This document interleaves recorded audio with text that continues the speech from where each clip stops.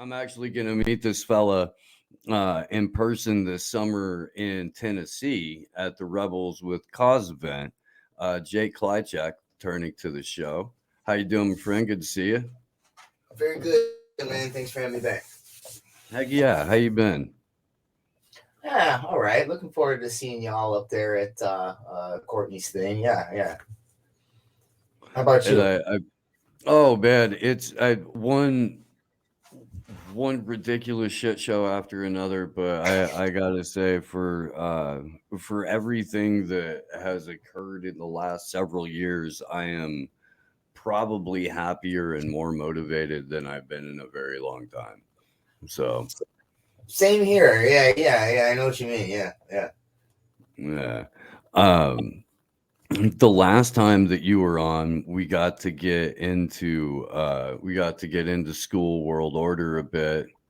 Um, since then, I feel like there's been this huge. Well, I know there's been this huge push in the Corey DeAngelis conversion of funding students as opposed to public education systems. I don't know if we talked about that the last time you were on. I've got some thoughts about it. I would love to. I would love to kind of explore what your ideas, but and not just the way that funding students instead of systems is being presented via legislation through a, let's be honest, captured GOP in most state houses that have their own agendas. But what you think about the idea in general, and then we Yeah, can, that's and then you've got an article about transhumanism and Christ consciousness that fucking like exploded my brain, and I would love to talk about that too. okay. Yeah. I don't remember if we touched on that part of the my book last time, but that's actually kind of sort of how it starts. Is really looking at the broader, what's known as the school choice movement, which is basically a euphemism for a basket of various public-private partnerships and other ways to funnel public funds into private companies or corporations. So this involves everything from like charter schools, which are private companies that are subsidized with public tax dollars. Then you also have vouchers, which is where government's going to give you money, and then you can take that voucher and you can spend that money at any school you want. It could be a charter school, it could be a private school, it could be another public school in a different district, whichever one you prefer for whichever reasons, as long as they'll honor the voucher. Then there's others like education savings accounts and tax credits for tuitions, which is again is just other ways to sort of move public dollars, give them back to the if you were to spend money on a private school for your children, then at the end of the year, the government would basically subsidize that by giving you that money back. And so, in a lot of ways, if you want to get your children out of the particular public school that they're in, it looks like basically a an easy way out, but in the end, you're really in the same system ultimately. You're really because with federal money or with state money comes right strings attached, right? They don't just give you that money to do whatever you want. So what that really means is that not you're gonna at the beginning it'll probably be a little more flexible, a little less restrictions. Like anytime they want you to build the infrastructure for something new, just remember how wonderful the internet was early on, right? Social media and YouTube, right? It was like you can get on, you can say whatever you want, you can monetize it, and then slowly they bring in the regulations. So with the various school choice partnerships, I mean, it's basically just going to federalize the private system, right? So long term, what that's going to do is basically destroy any sort of alternative option that you have. So that's my take on the whole school choice thing. Yeah. You know what, man, and I agree, and it's mostly because I've got to spend a little bit of time with some of the people that are involved around I guess, the activism for it. And it's just the general impressions that I got, the general reads that I got. It's like, oh, well, And that's I'm not necessarily talking about Corey DeAngelis here because I don't know him. I've never met him. I just know that he's become the face of the activism for. I've met some of the people that like are under that dude, and it comes off pretty pyramid scheming. It comes off pretty like like multi-level marketing ish, and that there's going to be at the end of it, there's going to be sets of curricula that are all funded from the same spheres of influence that determine what goes into public school textbooks. That it's going to appear to be a competitive marketplace of the most innovative, most unique student oriented curriculum that's ever been delivered, and basically it's going to be the exact same bullshit from a slightly different perspective that's hurtling people into life in the fourth industrial revolution. Yeah, and my mentor who wrote the forward to my book, Charlotte Thompson Iserbyt, she worked for Ronald Reagan, blew the whistle on something called Project Best that was better basic education skills through technology. She took a lot of heat when she came out against the charter school movement because her book, The Deliberate Dumbing Down of America, was basically focused on the federalization of the education system between the 79 and 90s at the time. And when the school choice movement actually kind of picked up, she was not for it. And, she basically said everything that I just said about it. But something else that she said was that especially when you go the route of the actual charter schools, or in the instance of like the push for the new homeschooling move, right? A lot of people that are moving into homeschooling are actually signing up for some of these online charter schooling companies, these like K-12 Inc. And these various virtual charter schools, which are again, they're public-private partnerships. And what she said about these were that if you look at charter schools, they don't have an elected board. They basically have a corporate board that's effectively appointed, right? So like if you don't like the curriculum at the charter school, there's no voting out the board and then somehow reinstalling a new curriculum. So in some ways, right, as you mentioned, right, it's going to bring in the same curriculum, it's going to bring in the same technologies, but it's actually eroding a layer of public intervention, right? It's eroding the layer of public control. And so, the long term, I think, it's really, the Department of Education gets started in 79. And so we didn't really have, it was a Department of Education, Health, Education, and Welfare, but then they broke that up and made HHS and Department of Ed out of it. And they sort of bloated the federal budget. And then, in the last 10, 15 years, right, they've slowly like run into all these funding crises, which has basically been an impetus to incentivize people to move into private receivership, which was basically, I might have mentioned it when we talked last time, but that was sort of the event that got me even writing about this, because that was what was happening with one of my the departments that I worked in Illinois at the time. There was a guy, Bruce Rauner, he was the governor, and he was stalling on the budget, so we couldn't get funds. So they had to, as long as he didn't pass the state budget, we couldn't get the federal money. The federal money was the bulk. I want to say it was close to 90% of the funding for one of the departments. And then, so what happens is basically, it was an adult ed department. And over there is just one example, right? They basically opened up parts of that building to rent out to like do other sorts of workforce training for like trucking companies and other types of companies. So the whole thing, I think, is designed to, in steps, get us to a system where basically this merger of corporate and state powers is, manifest at the educational level. But for people that don't know, the whole idea of charter schools, that actually goes back to Albert Shanker. He's the guy that came up with the idea, and he was the president of the American Federation of Teachers. So, you actually have Randy Weingarten, who's the current president of the AFT, has also been favorable to charter schools. So it's interesting to see even how, the teachers' unions, the people that you should be most against it, are also sort of on board with it. Well, and she's become the face of what is wrong with the public school system, at least in the marketing from all of the school choice people. She's been called out over and over again. And I mean, to be perfectly fair to them, she's terrible. She's just absolutely awful. But um one of the points that is often made is, well, all of these politicians who are saying, charter schools specifically are bad, have all sent their own children to them, this, that, and the other, which is a fair point. A lot of them are products of a private school system that is totally separate from the one that's being advocated.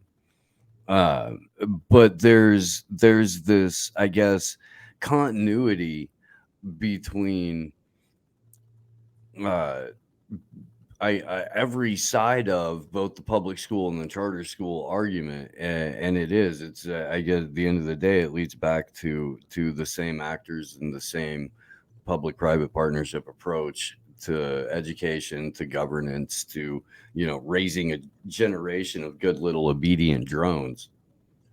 Yeah, and the thing about Randy Weingarten, so I also wrote a series at Unlimited Hangout. I stumbled discovered this international, it's called a Global Union Federation known as Education International. This was Charlotte Iserby gave me all of her files. It's a ridiculous amount. I think you can actually see some of them underneath my table here.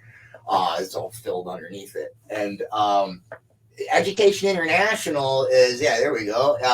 So Randy Weingarten is on the board, okay, and also Lily Eskelsen Garcia, who was at one point the president of the National Education Association, which is the largest teachers union in America. I think it's the largest union in America. She was I think she still is the vice president of Education International.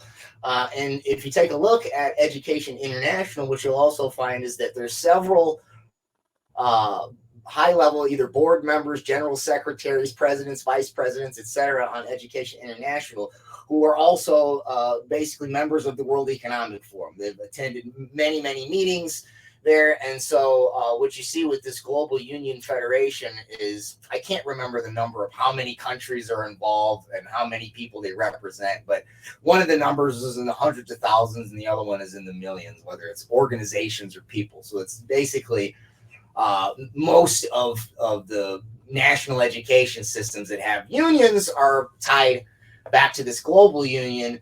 And if you look at some of the stuff that they've promoted while they were at some of these World Economic Forum meetings, it's all fourth industrial revolution stuff, right? It's all the ed tech stuff. It's data mining.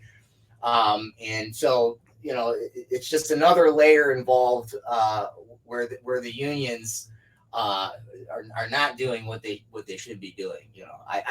In my opinion, I'm a union guy. Organized labor that has to be grassroots and local. Like if you have a global union, it's bad enough to have to defer to the national or the state, right, and have them set policy for every school in every district. I mean, now you're going to have a global union that's tied to the World Economic Forum. Some of those people have also, so like Sharon Burrow was the one of the women that was up on the screen there. She's out of Australia. She was at the announcement for the Great Reset and has attended meetings for the World Bank, the IMF. Okay, and so not only are this union are these local unions having to defer to the national and into the global, but then that global union is tied into these public-private roundtables like the World Economic Forum and these global governance institutions and global finance. So I mean, if somebody can get a seat at the table and somehow maybe sway them to, pitch something that would be beneficial to the teachers, I'd like to see that happen. But I'm pretty sure that we need to make new unions at this point entirely. Well, you're absolutely correct, and it's a tough conversation to have. We've talked about it through on my other show, Slow News Day. We've talked about it a lot over the last 4.5 years, where they're right around the 30s, mid 30s, going into the 40s. There was such a breaking of successful unions in general and such a successful capture and co-option of labor leaders that post World War II, for the most part, what unions have done more than anything is instead of, negotiating on behalf of labor, they're negotiating to labor on behalf of management. And Yeah. we're, fuck, man, 80 years into that process, really a little, maybe a little bit more. So yeah, not only do we need new unions, but we need people who have traditionally been union advocates and diehards to go out of their way to go, hey, look, can we at least start with the fucking public unions? Can we start with the public unions? Because the cops union and the teachers union are two of the biggest fucking problems in this landscape in terms of how organized labor works. The most successful union that I can point to is the NFL players, or the Major League Baseball players union. Those guys have got it fucking, they've got organized labor down. They do. Yeah. Teachers unions, like the last several things that the teachers unions went on strike for, at least in Chicago's, was like, one of them was to stay locked down, basically, right? And for vaccines, and we need more, all of that type of stuff. But the other one was basically just to get more mental health care stuff, right? And without digressing, the whole social emotional learning move, it is not there to help with the mental health of your children. It's there to data mine their emotions and their responses to the curriculum, to be able to condition them to see, right, are they happy with the curriculum that we're force feeding them, basically. Like, it's not enough to just say that you like Big Brother. They have to know that you actually do like Big Brother. So they want to, that's what this whole mental health push in school is. And there's other stuff that we could get into with it as well. Well, you got to be made to love Big Brother. It's not enough to just be happy that Big Brother is providing you with all of this information that's going to become, the foundational religion of your life. But you have to love it. And you can't love it if you don't believe it. So how can we make you believe it? And you can't just say that you love it. We need to know that physiologically, at the level of EGs and your EKGs, that you actually feel like you love it. You can't just say it. We got to know that you feel it and believe it. Yep. Oh, and by the way, we have the technology to determine this now. We do. And it fucking crazy, like where they've got people sitting around at the World Economic Forum going, yeah, it'll be way easier when we can just read your thoughts from this chair. Yeah, man. I mean, when I first started writing the book, I thought that it was going to be, it originally was posted at like 90 pages because I thought that all the wacky wearable stuff and mainly the interface, the brain computer interface stuff, the implantable, I thought, like, well, this is like science fiction. No, sir.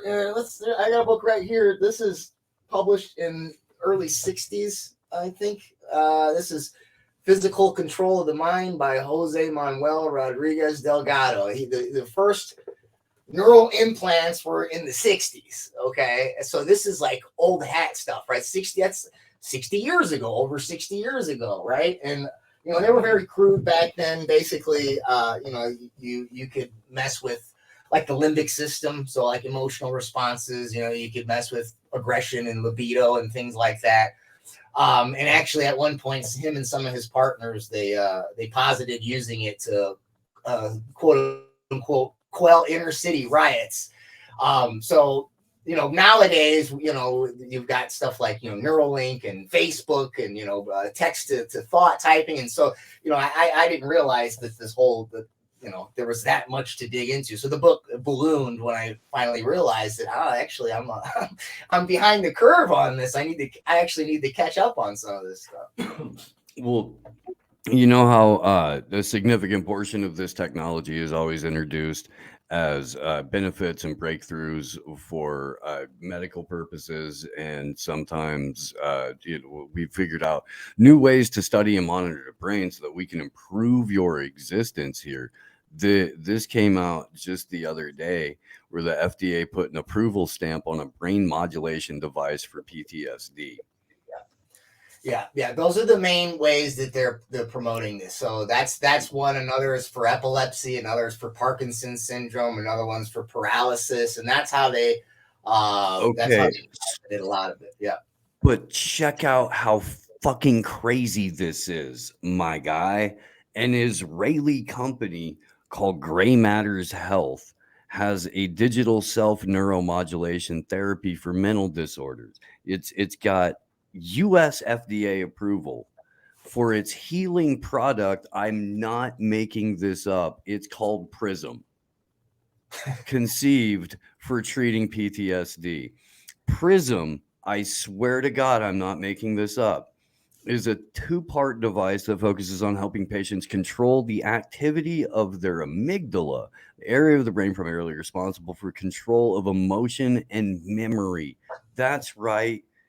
The Israelis are installing Prism software into your brain. Well, and this gets us towards what, because they couldn't call it Promise. They couldn't call it Promise. So they're just going to combine a couple of other. And it almost sounds like prison too.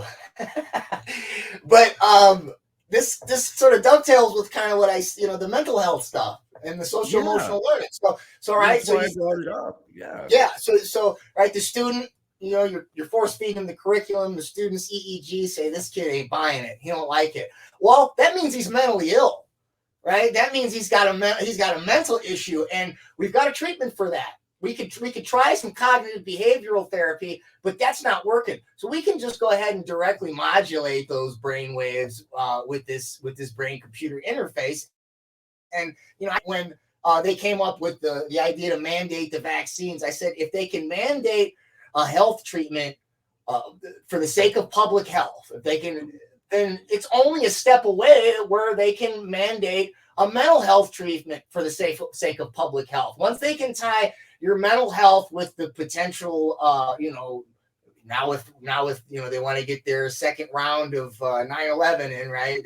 They're working on building up this January 6th narrative so that they can really ramp up the domestic terror ideas. So then we can associate mental illness and conspiracy theories with terrorism, and as a result, now we can mandate that you be electronically modulated through your brain computer interface. I know it sounds wacky, but I mean, it's only 2 steps of legal precedent, and we've already basically started with 1. So, and all the other pieces are in place. It's just all they need is the right flashpoint.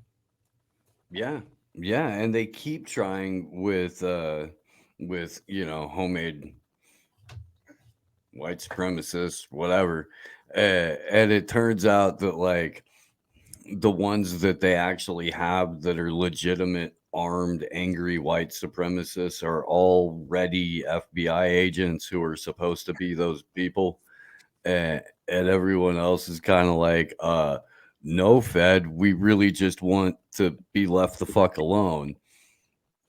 I mean, it reminds me of what they did during, shortly after 9/11 with all the Muslims that, ended up being, that they were basically prodded into this by a bunch of feds. Like, I mean, almost every time you heard about somebody getting arrested, like they just happened to be, some feds were basically instigating the entire idea. So I slowly saw, as the whole Trump thing built up, that I was like, so they're just going to play that card. They're just going to change Muslims to white supremacists. Okay, that makes sense. So now we said that the Patriot Act is only for foreign people. Don't worry, we won't do it to you. And then it's like, yeah, actually, we're going to turn it around on us, and we'll pick this group to be the bad guy. And eventually, though, right, we'll pick off everybody on the left, right?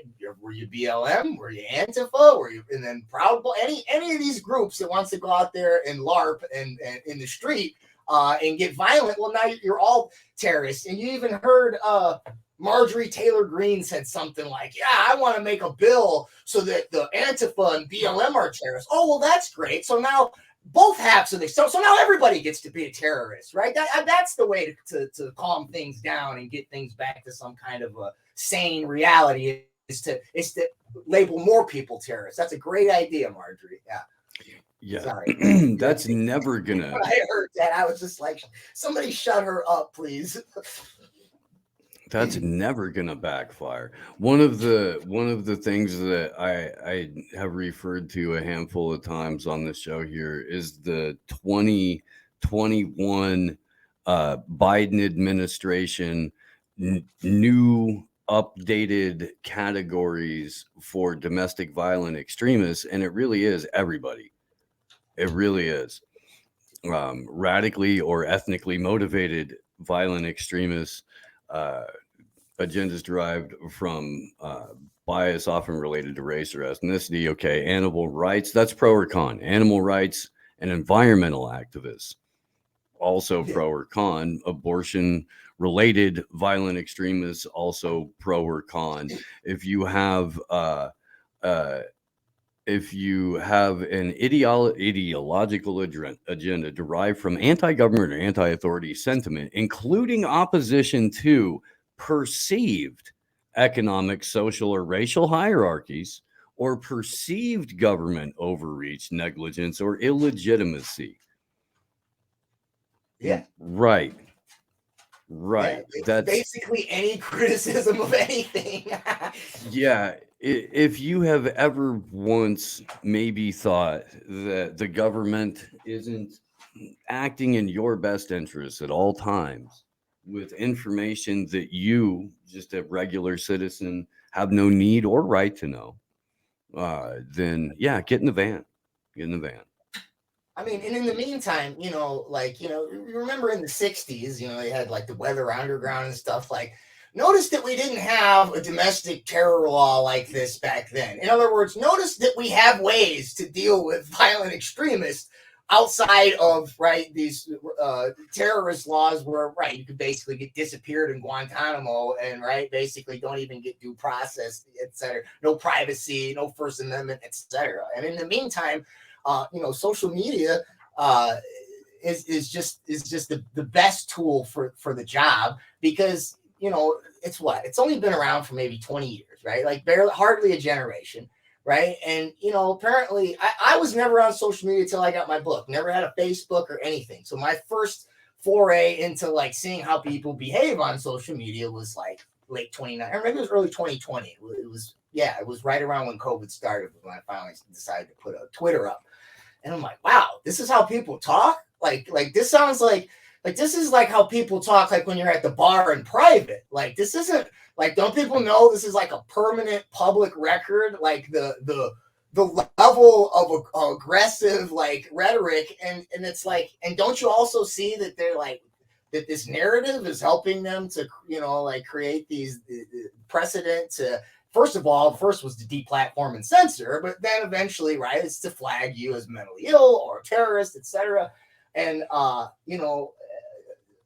guess they got so used to just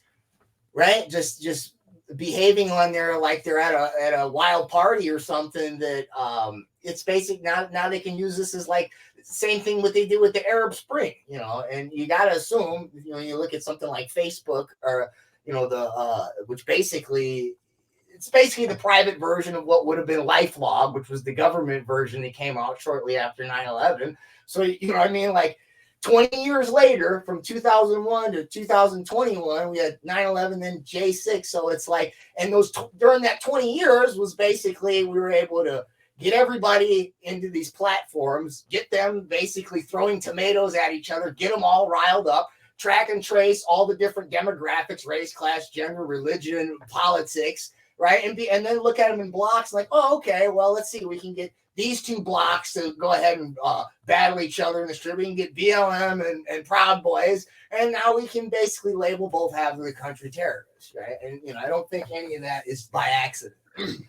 Not even a little bit. And then concurrently, there's the mis, dis, and malinformation war that makes anyone who shares links counter to the state narrative an information terrorist, and that makes you just as bad. as a Antifa or a Proud Boy or whatever, and you're just as dangerous. In fact, you may be more dangerous because you are spreading information that could be potentially harmful to millions of people all at once, whereas your average 107-pound black skinny jeans wearing pink haired warrior is probably not going to do nearly as much damage, nor is Kyle from GameStop going to be able to do a significant amount of damage to as many people in the Fred Perry polo.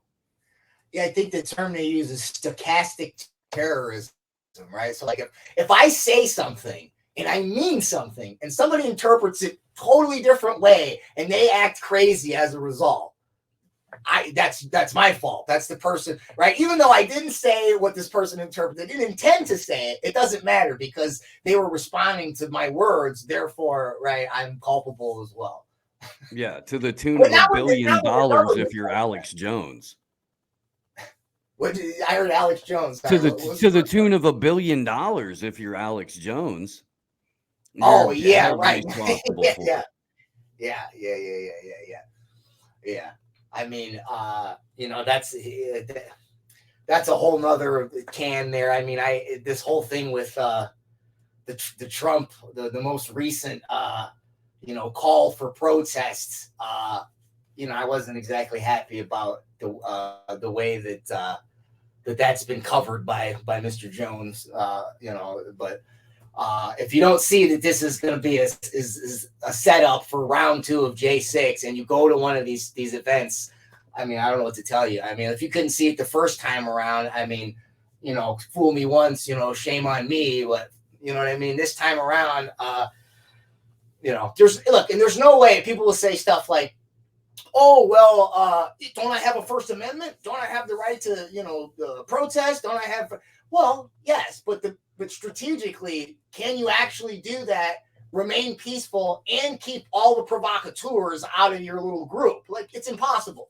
So at this point, if you show up to any of those events, I don't care how peaceful you are or intend to be, there will be provocateurs, and not only will you be caught up in it, but eventually what they want to do is make it so that when they have the next event, it's basically not just the people that went to the event, but like you just said, anybody that shared a link, anybody that voted for Trump, anybody that it can be considered right of censor. And the way that a lot of the anti-war left are they're trying to put them in that same basket, right? Like, so someone like Jimmy Dore, who goes on Tucker Carlson, he's a right winger too, right? So stay as far away from this whole Trump thing as possible. I personally wish he would go away.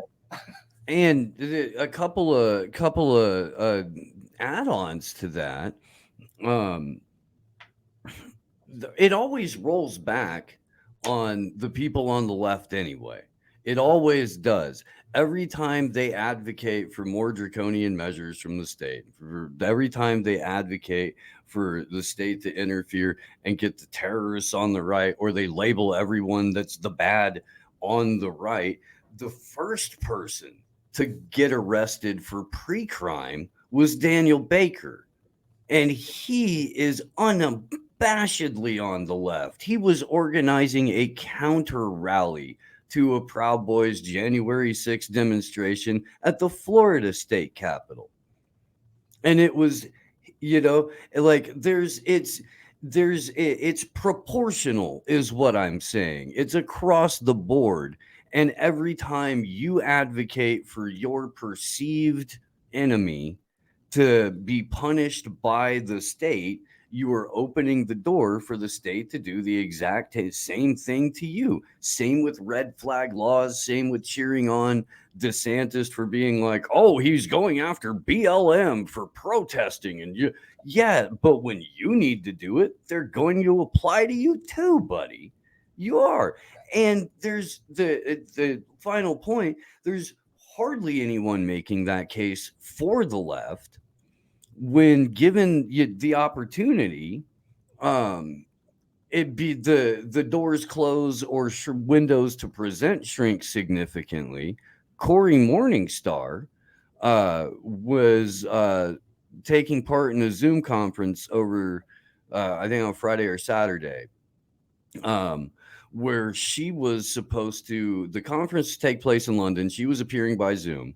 Um, she was supposed to present the left case against the World Economic Forum, against all of the super Intel NGO led environmental green stuff, all of the things that she's been writing about extensively and prolifically for years now. Um, Bro, it's a 142 page PowerPoint presentation. And I know this because I have it. And I have it because she contacted me yesterday morning and was like, hey, I wasn't able to, I got 15 minutes to do this presentation. And I think it's really important. Can I come on Slow News Day next Sunday and do the presentation? And you and Glory can host it. Glory Jones, my co-host over there on that show. So I said, well, yeah. So that's what we're gonna do. But I mean, really, there just hasn't been anyone who comes from like an actual traditional left space that's presented this case as long, as accurately, as thoroughly detailed and researched, that like is saying, I'm from the left and this is why you should be against this. So we're gonna give her the opportunity to do that on the Slow News Day channel this Sunday, and everybody should pull up for it. Yeah, Very cool. Very cool. Yeah. I mean, then the other part that we're highlighting here, I think, is that it's not just that that everybody can potentially be labeled a terrorist regardless of political perspective, but at the same time, they got both sides fighting each other, right? I mean, like literally, not just rhetorically, not just politically, but like, physically in the street. When, as you point out, there's actually ways that this whole right-left paradigm thing that actually that overlaps. Like, you know what I mean? There's plenty of right and left people that both see what this whole SDG thing is about, right? And might have differences in approaches, but I would like to think and like to hope that there's a way to find some solidarity that we can at least get together enough to fend off this agenda. I mean, I you mentioned the article I just wrote recently. Actually, it's a follow up. The first one was quite a while ago, but I ended up some of the people who knew Barbara Marx Hubbard, critiqued the piece on a podcast they did, and I reached out to them and I talked to them and I had a dialogue with them, and it was not a contentious tomato throwing debate. And I mean, one of the things I said was, we have our differences, but I'm hoping like y'all are not transhumanists, y'all are not technocrats, y'all are not for mandates. Like, so whatever we have in terms of our differences needs to be put aside for later, right? Like, I mean, right now, this thing is coming, and I don't understand why, people can't just put what these other more or less ephemeral differences to the side. I mean, it's really indispensable at this point. I mean, without some sort of a coalition across those lines, I mean, they've got us not necessarily, maybe not in checkmate, but they've got us in perpetual check, because all they got to do is move the piece to either side as we fight each other. Yeah, and that's a good analogy for it. So these were people that like, oh, I knew Barbara and she was nice to me and my kids, so she can't be what you said in your writing, because even though that's what her words were, and even though these were her other associates, and even though these are things that she spent her career advocating for, that can't possibly be bad, because she made some super great Christmas fudge and my niece just adored her. Yeah, so they, a lot of the, I guess the intent of the rhetoric and the philosophy, they found to be positive. They found her to be a personable person. They, some of a lot of these people are like into the human potential stuff and the new age stuff. And so they have found benefits in those movements. And they felt like she was either co-opted or naive, and wasn't aware of exactly, who was promoting her. But they admitted that they had some blind spots as far as her, and they it's hard to. I understand, it's hard. Like this was kind of maybe your hero. Maybe that's an overstatement, but this is somebody that you had positive thoughts about, and all of a sudden now you got to realize, right? It's not an easy it's not a switch that you turn on, right? There's some cognitive dissonance, there's some emotions to get over. So, all that considered, I had to say they were very personable and open, to dialogue. They were a little resistant to a few things. So I had quotes ready to go, like, how about this quote? And it was kind of like, yeah, that's not good. So at the end of it, what I said was whatever positive, regardless of what her intent was, and that wasn't what I was writing about, right? We cannot deny that she promoted these ideas, that she was around these roundtable groups. She was around people like Maurice Strong, Mikhail Gorbachev, Aurelio Pecci, right? The Club of Rome, the State of the World Forum. She was at the UN pushing the SDGs. Regardless of what her intents were, and regardless of what positive stuff y'all might have got out of human potential movement, New Age movement, whatever, you can't deny that at the very least that these very globalist organizations, World Economic Forum, etc., that we are all clearly against, right? We can clearly see these people are pushing transhumanism, technocracy, that they are using, right, this New Age human potential movement, this spiritual veneer to package this dystopic fourth industrial revolution and make it more palatable for you. So at the very least, right, you need to be able to acknowledge, right, regardless of what you think about the ideas, that they can and are being used in nefarious ways. And there was actually in the book that I quoted from for that, I can't really see it here, but it's Teaching in the Fourth Industrial Revolution. It's written by several people. One of them is Yelmer Evers, who is a member of Education International. The foreword to this was written by Klaus Schwab.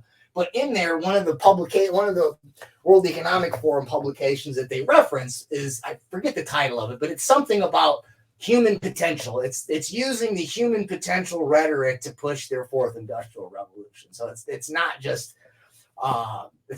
that she had her thing and was kind of connected to these people, but they are using these ideas and sort of branding them for their own purposes.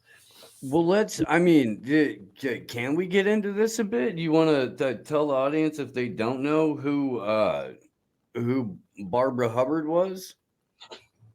Yeah. Barbara Marx Hubbard? Let's scare them first, or trigger them. Yeah, well, so I guess I'll answer the question that comes up in threads, in the article or on social media. Is she related to Karl Marx or the other L. Ron Hubbard? And I've not been able to find any such connections. Her father was Louis Marx, and he was a sort of a toy mogul. Right? He had one of the largest toy companies in the United States, and so she's basically independently wealthy. Vaguely had heard a little bit about her prior to writing the article. I actually sort of just wanted to take a break from writing about education for a minute. So I, pitched to Whitney, is there any topics that you want covered? And, it's been some memes going around out there with her. This whole thing about this quote about the riders of the pale horse and needing to eliminate 1/4 of humanity to balance out the population and all this. And so an overview of who she was basically was very much involved in the New Age movement and the human potential movement, and her sort of contribution to both of those, where they kind of come together, was she came up with this idea of conscious evolution. She's got a foundation for conscious evolution, which was financed by Lawrence Rockefeller.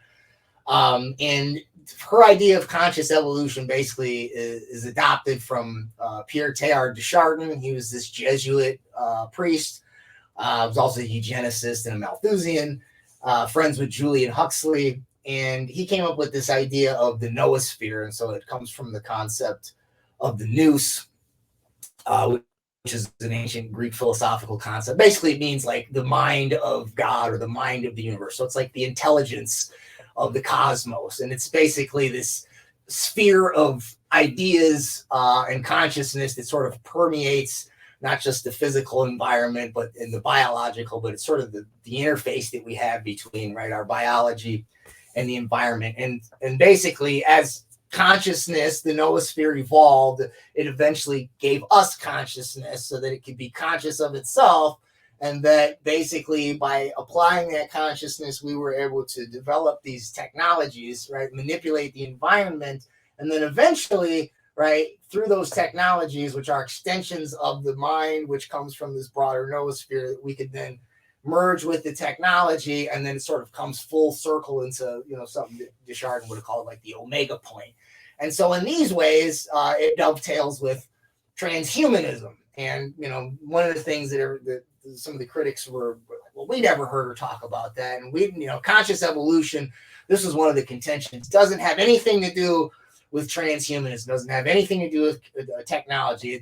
For them, they believed that what it meant was, you know, the whole a range of, you know, whether it be human potential psychology or transpersonal psychology or channeling or asceticism or other types of transcendental meditation, that it was this natural way for you to sort of heighten your consciousness and become in contact with, you know, the cosmos, etc.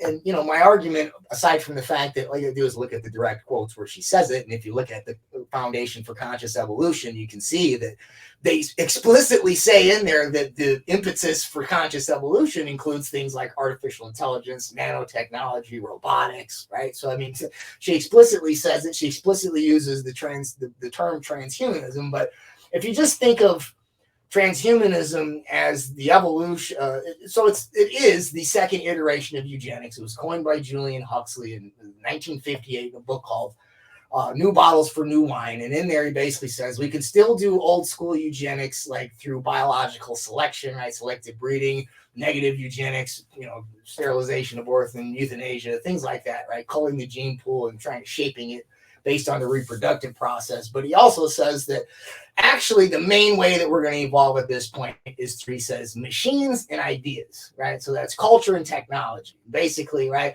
we have to change the values of people to coincide with this new age for this new human.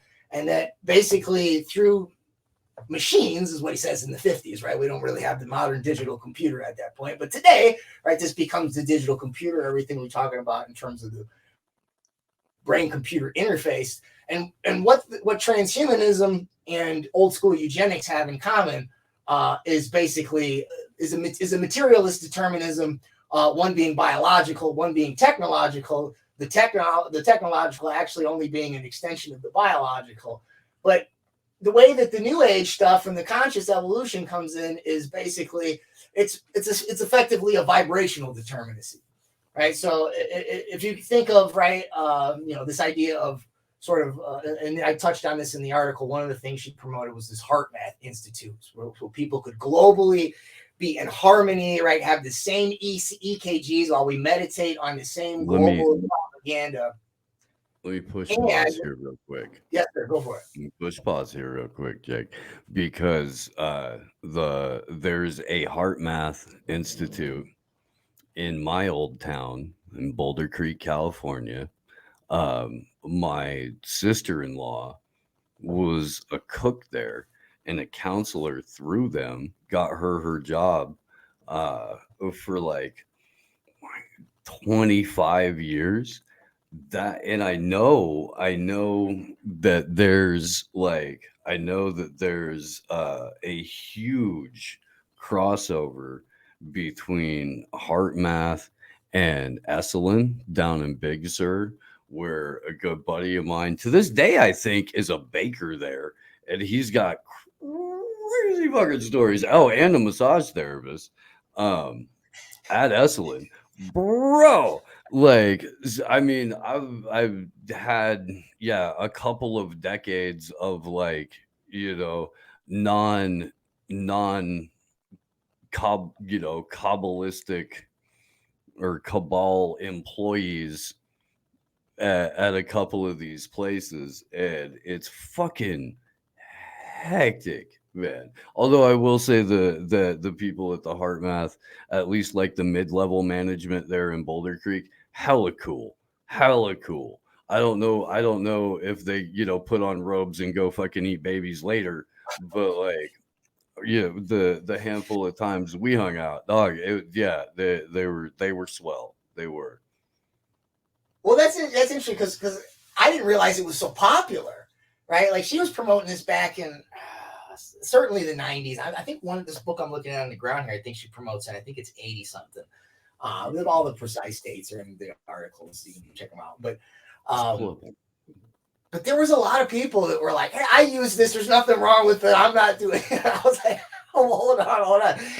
But here's the thing. Okay, so you touched on a few things that are interesting. So one is I didn't know there was a direct connection between HeartMath and Esalen, but Esalen comes up in the article, okay? Because so Hubbard was part of one of her mentors was Abraham Maslow, and he's the founder of basically transpersonal psychology, what's known as like positive psychology, right? Everything before that basically focused on like pathologies, whether it was the behavioral school or the Freudian school, right? And he was like, well, we got to do more than just fix what's wrong with people. We got to, right? What is a healthy mind look like, and how do we cultivate the healthy mind, not just how do we get rid of the pathologies.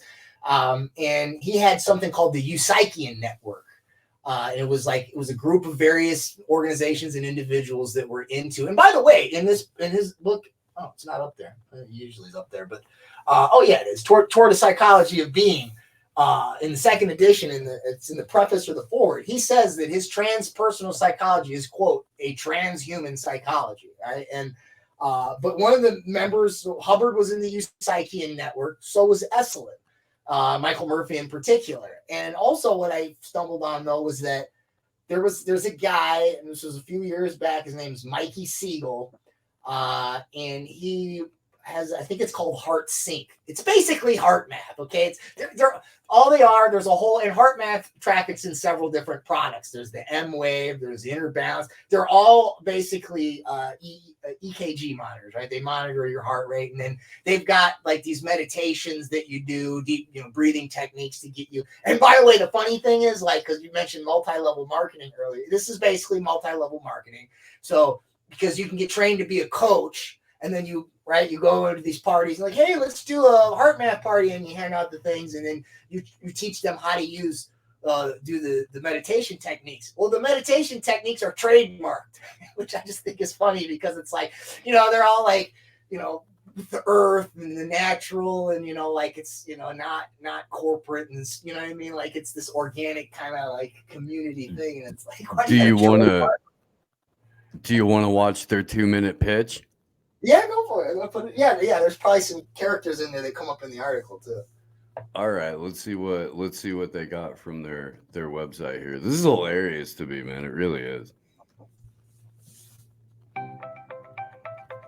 HeartMath is a system designed to help people connect with their intuitive heart for guidance and solutions. HeartMath consists of 2 organizations and a network of certified professionals who together serve millions of people of all walks of life from all around the world.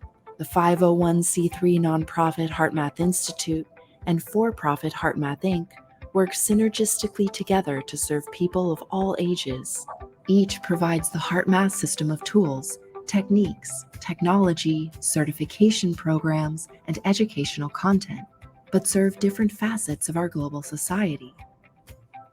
Conducting pioneering research since 1991, the HeartMath Institute continues to inspire the scientific community's understanding of heart coherence, intuition, and global interconnectivity. The Institute's programs and resources focus on educating people and serving schools and families, first responders, government and social service agencies, and charitable initiatives. HeartMath Inc. primarily serves the global general public, health professionals, hospitals, companies, licensees, and partners. HeartMath Inc. continues to innovate coherence technology, games, and training content to help people reduce stress, improve health, optimize performance and decision-making, and accelerate personal growth. Especially during rapidly changing times such as these, both organizations are deeply committed to helping people around the globe uplift their lives with increased resilience, clarity, and authentic connection with self and others. 2 HeartMath organizations with one shared mission: to help awaken the heart of humanity. We invite you to join us in creating a more heart-connected world. Yeah. Well, what's funny is one of the words they use is synergistic. Okay, that's Buckminster Fuller's word. Okay, and that was another one of Hubbard's mentors. And she shares that they both had some kind of Christ consciousness experience that they told each other about, and this is how they bonded and all that.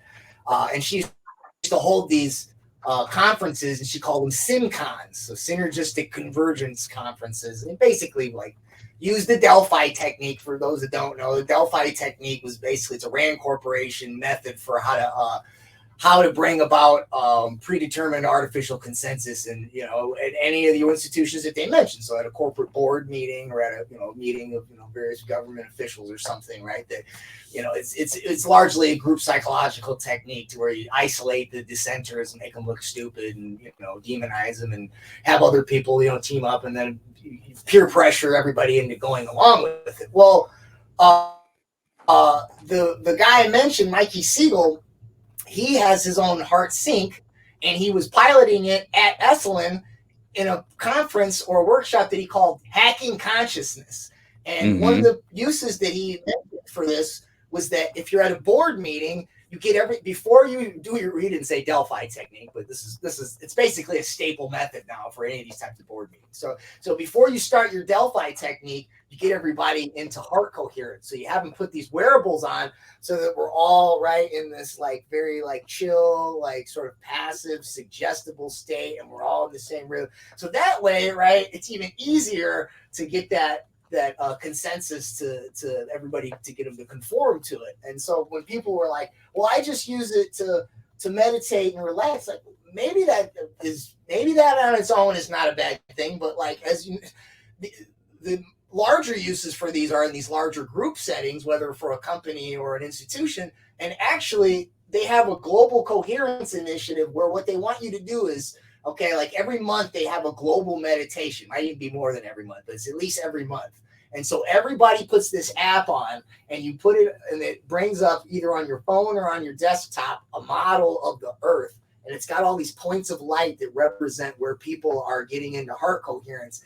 And you're all supposed to meditate on the same message, whatever is the message for the day. And one of the ones that I had found right around when they started to ease the lockdowns was this meditation. It was they wanted everybody to get into global coherence, to basically meditate to reduce the anxiety and the anxious desire to go out and live normal, because we're not out of the pandemic yet, and you got to be responsible to others. So we need to all meditate and get chilled out and resist going out and just acting like we can be free human beings again. So like, whether it's in a corporate setting or this global, like basically having you all meditate on global propaganda, like these are definitely nefarious uses, I would say. Yeah.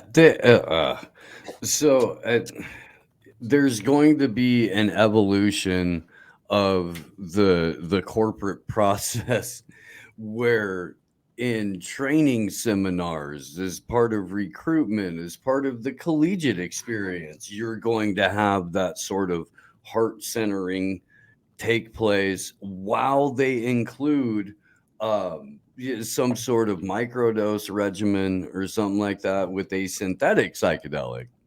I'm going to start using this in like group therapies and shit like that. And it'll be one of the easiest brainwashing programs on the face of the entire earth.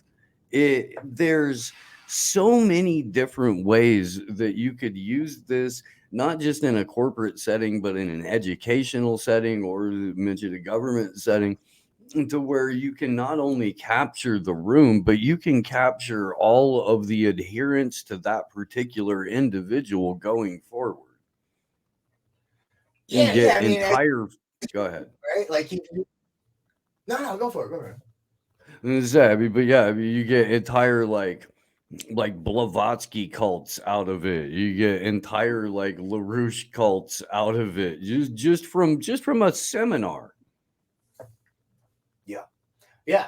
I mean, you're using, it's not just now mass communications, right? And manipulating ethos, logos, pathos in, your various commercials. But it's like, I remember when the lockdowns happened, I kept saying, like, I can't tell the difference between a government PR message, a Pfizer commercial, a Saturday Night Live skit, and a board meeting at my department at my school. They all are saying the exact same things, like almost like verbatim. So like, it's not just that level. Now, right, you can get people to be in a more suggestible state, not just through, right, the wearables and the breathing, but like, as you mentioned, right, this push for psychedelics, which, one of the places where a lot of that was piloted was on Esalen, right? And so, you mix all those together with the right messaging and the right peer pressure. I mean, that's scary, man. That's very scary. I wanna take a brief detour, and then we can get back into something. But Shelly, our research dolphin, has brought my attention that this just happened this morning. There was a 70-car train derailment in North Dakota, spilling hazardous materials near Windermere, North Dakota. I just got it. I'm gonna take a look at it. Okay, let's see. That's not going to be related to it. Happened around 1 a.m. miles southeast of Windermere in Richland County. No injuries reported. Crews will allow cold weather to solidify the leaked materials, which are expected to turn into gel. Okay, so it's what? Asphalt petroleum. Cleanup is expected to take 7 to 10 days. Then let's see. On Sunday, 2 cars of a Canadian Pacific train derails in a Chicago suburb. One was carrying wheat and the other was empty. Okay, so food. All right, so yeah, 70-car. And here's the thing about the petroleum that is used to make asphalt. It's like straight cancer. It is. Like it's crazy. It's they put it into composition roofing shingles, and all over the packaging. They're like, hey, by the way, you have to put cancer on your roof in order to make sure that the sun doesn't get you. So that's what this product is. Try not to get too much of it in you over the course of your life. And yeah, have fun up there today. I hope that doesn't count like carrying them up the ladder, because I've done that plenty of times. I hope it's smearing all into my skin or whatever. Yeah, dude. Yeah. And you come home at the end of the day and it's like fucking fiberglass with all of the comp on you, and it just, it's gross. Yeah, I was a roofer until an injury forced me to not be a roofer anymore. Out of all the construction I did, that was the hardest, is roofing. The only thing we came in close was doing masonry. But I think I'd rather do masonry personally. I'd rather get the wheelbarrow and do the tongs up to the scaffolding than the roof. The roof was never fun, man. I fell off a roof one time. Actually, I fell off a roof. Me too. I fell through it once, fell off it another time. I went 18 feet and landed on my feet on the concrete, and that put an end to my roofing career. Yeah. Oh, did you? That's how you got injured? Or you break it leg back, or? I broke the tibia, the fibia, and I blew out there's a nylon ball where my ankle used to be. Oh wow. Yeah. No, I was lucky. It was just a ranch, so they were doing a metal roof, and I, like an idiot, I wore sweatpants, and I dropped something, and I went to grab it too fast, and I slipped, and I was wearing sweatpants, so I was and I'm going off the end, and I'm thinking like, well, like I was like should I try to grab on and then drop, or should I just jump? I just jumped, and luckily I landed like a cat and didn't break it. Somehow I got went right back up the ladder, just went right back to work. Yeah, I did not. I landed on the concrete like that. It did not work out nearly as well. But I may not ever have wandered into this spot had that not happened. So, I don't know. And according to like a handful of different doctors, I was never supposed to walk, let alone work again. And I did that for like 15 more years before I started doing this full time. So fuck them. I just, didn't take their pharmaceutical heroin or listen to them much. And that seemed to help quite a bit. Yeah, well, you're not up on them ladders anymore, so that's a good thing. I've still got up on plenty of ladders. I've still done a number of roofs. It did really like I was, not necessarily as pitched as I used to just walk, but yeah. Yeah, we gotta do this one eventually. I'm gonna have to get up here on my own roof eventually here, but I gotta ask you, is it just me, like, hate to sound like a conspiracy theory, but have you ever seen so many train derailments, food production plant? Is it just me, or is this totally unprecedented? I mean, I'll be 40 next year. So, I've asked people that are, much older, like in your whole lifetime, have you ever seen, like, it seems like every week, right? There's another train. Hang. So what? So I'm 45 in a couple of days, and as far as I know, no, but I also don't remember a point to where I had universal access to worldwide train derailment information. I don't recall a moment where, because okay, so if I understand that our infrastructure is fucked, and it's been fucked for a very long time.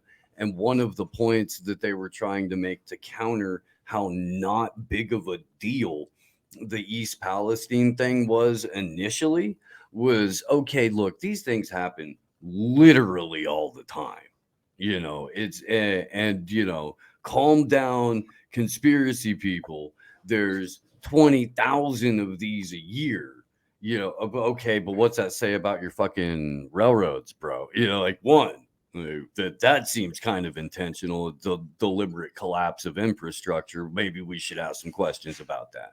But the other thing is, we are at a point where there are people who are declared Malthusians and declared eugenicists who have talked about depopulating the planet, the need to do it, the methods by which they're going to conduct it, the fact that they are going to deliberately go after the food supply chain, the way the energy operates, and the way that everything around us is grown. So it's difficult to not look at hundreds, hundreds and hundreds across the planet that are experiencing very, very similar disruptions, to be generous, of food supply, of power stations, of mass dumping of poisons into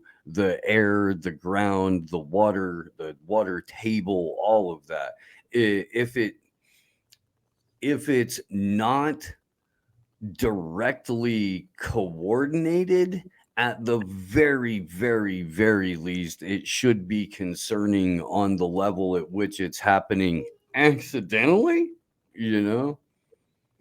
Yeah, no, I was thinking the same thing. It was the other, because I think the same thing when I see, like, like crime is through the roof, and it's like, is it really through the roof, or do we just got cameras all over the place now, right? I mean, you can't really say. I mean, and then even if you were to look at, FBI statistic, right? Now you're just looking at abstractions, where they get their numbers. So we can't really say it for sure, but at the very least, let's say it is the latter and not the former, right? That it just happens to be that coincidentally, right, during this time when we're trying to do this SDG thing and, we want to bring limits to growth full circle and, supply chains are all jacked up from the lockdowns and everything else, that we just happen to have all these disasters that at the very least, they certainly, if it's an everyday occurrence, like some of those people suggested that this is not out of the norm, we're just seeing it more. They certainly are giving it a lot of media attention. And which at the very least, fuels this whole narrative that, just the industrial world is just, we got to be done with it because look at all the chemicals and the design, it's just unsustainable, right? So it feeds into the narrative either way. But I mean, when I look at it, it's like, I don't know, it's a little too coincidental. I mean, I've been doing this type of research for too long, I guess, maybe at this point, I feel like ultimately it's always going to be a little bit, either a little bit or significantly more nuanced than the way that it's presented. Certainly, it raises my one forest of red flags. My favorite Helen Beninsky phrase ever. When I see shit like this, and when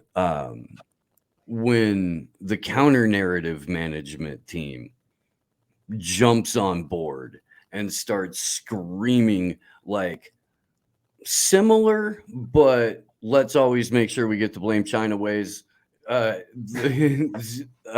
similar things to like what we've been saying for a number of years, and starting to discuss the people that we've been, trying to bring attention to for a number of years. Maybe not necessarily to them, but more to their audiences without their spin, I guess, would be the ideal. It just reeks of stage managed event to me. And I know for a fact that, a number of people are experiencing health problems from that train derailment in Ohio. I know personally people that have video evidence of like dead animals, of fish kills, that's in no way, shape, or form to suggest that like the event itself is a hoax, although I've seen that argument put forward. But with everything else that's going on in the world, with all of the other things that dovetail, with the way that Hubbard's philosophies dovetail with SBF and that effective altruism shit, it's hard to like look at it as not related. Yeah, I don't know. Yeah, well, yeah, no, I mean, and that was the second article was, the first one in the series looked at her promotion of, transhumanism and wearables, and basically wearables as sort of an intermediary between, right? You got your ubiquitous screen devices, then your wearables, eventually your implantables, right? But the last one that I wrote was basically on her Malthusian outlook. And it wasn't just that she wrote about, used the phrase limits to growth all the time. It wasn't just that she talked about we're overpopulated and we need to, reduce population. But she cavorted with Aurelio Pecci. She was on the World Future Society board with Marie Strong. She was a speaker at the State of the World Forum, which was set up by Mikhail Gorbachev. Another speaker there was Strong. Mikhail Gorbachev and Strong together came up with what's called the Earth Charter. It's basically one of these global NGOs that pushes Agenda 21 and Agenda 2030. It was a combination of Strong's Earth Council and Gorbachev's, it's called Green Cross International. So, I mean, she was, rubbing elbows with all these folks. And then what's funny is if you look at the State of the World Forum, a bunch of the people that were there were a bunch of her New Age colleagues, people that she, in her various books, called them allies of the Birth 2012 campaign, or allies of conscious evolution. Some of these included, I think, John Naisbitt, He's the guy that wrote the Megatrends back in the day. This is like in the 80s. He was a futurist, another World Future Society guy. He had Gene Houston, Hazel Henderson, Deepak Chopra. What was funny was I was watching Bill Maher interviewed Deepak Chopra recently, and I was like, I got to hear this because I just wrote about Deepak Chopra. So I listened to it, and Deepak Chopra tells a story, right? This is one of these conscious evolution New Age type guys, right? He tells a story about he goes to, I believe it was either Saudi Arabia or the United Arab Emirates, was one or the other. And he meets with, I think it's the Minister of AI. And he pitches to the Minister of AI that he wants to create an app, a chat bot that will talk people out of suicide. So we're back to where we were in the conversation earlier with these devices, these technologies, and basically treating or diagnosing mental health using artificial intelligence, but from being offered to you from a new age, right? From this sort of spiritual perspective, right? I mean, this is a guy that's all about, right, conscious evolution and all that. So it was interesting again, because, for the people that were like, no, that's not what we were about. And that's not, well, here's another guy that is, right, wants to use AI to promote, this type of conscious evolution. I've never read anything that Deepak Chopra has done. I've heard like a couple of little clips here and there. My only experience with him was had to be like 8 or 9 years ago. I was up in San Francisco for Hardly Strictly Bluegrass Festival, which was a couple of days of free music in the park. It was awesome. My brother had a friend who had some hotel hookups. We had a nice place. It was like we would never ordinarily be able to afford a room here. We had a fucking like employee get in. It was cheap as fuck. We were at a swank place in Marin. We go down for breakfast, and we're trying to just fucking hang out and wake up a little bit before we go sit in traffic to go sit in fucking traffic.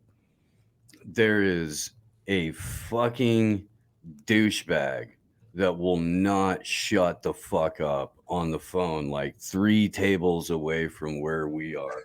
And after a while, first we're making fun of it, and then it gets annoying. And our buddy Ramy was like, holy fuck, that's Deepak Chopra.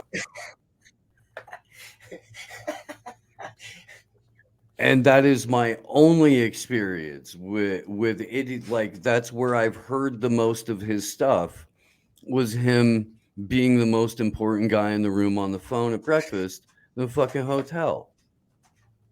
I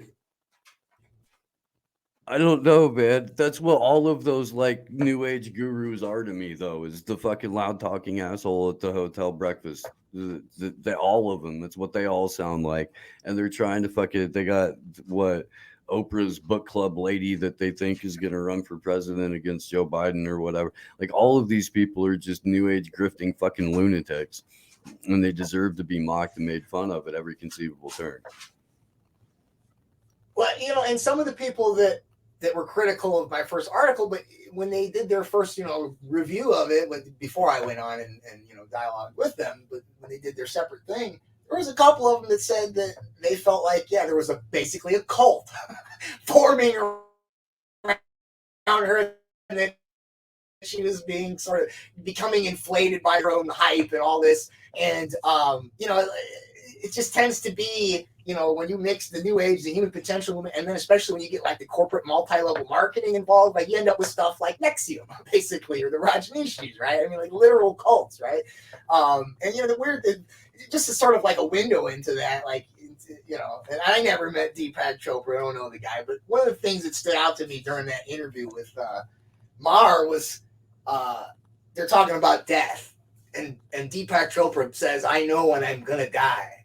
Bill Maher, Bill Maher is, not a religious guy, right? He's like, he just basically is like, you don't know when you're going to die.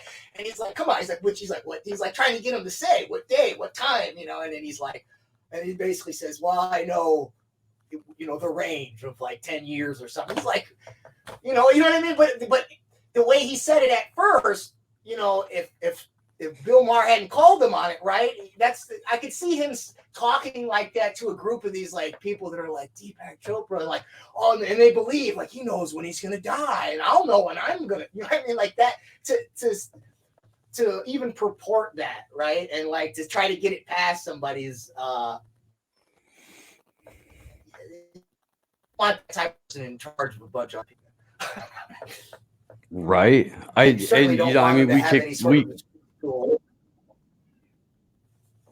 no shit. We kick Bill Maher around from time to time on the show because he's, you know, smarmy and late to the game, and usually used as like a soundboard for where they can move the narrative as far as like shit Libistan goes.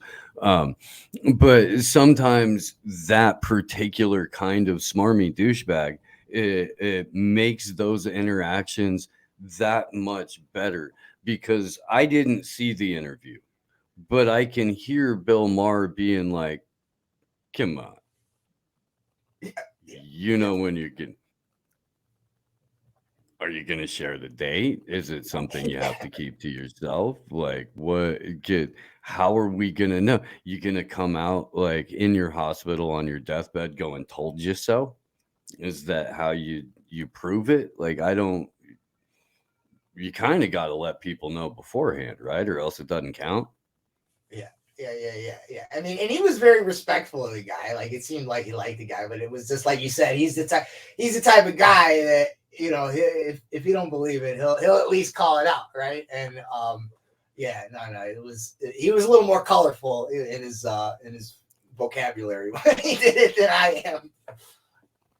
I haven't taken a look at it yet. It's not in the doc or anything like that for today. I did see where just recently, and again, this underscores my point, Bill Maher finally came out with the comedy has been hive mind to death in terms of, you know, oh, well, now comedy means we have to talk about why particular groups of people hurt our feelings and hurt us, as opposed to all of the different groups of people that we used to make fun of. You can't do that anymore. There's no commonality in a fucking good old fashioned shit talking session. No, it's got to be this like soulless corporate woke garbage nonsense. So Bill Maher finally came around to that. Like we've already talked, we've talked about it a lot on the show, how like over the last several years, comedy has been struggling to come back from whatever it was that was trying to kill it. And I do believe that it successfully is. I've watched it personally. I've watched it during lockdown when you weren't supposed to be mask off having a good time, period.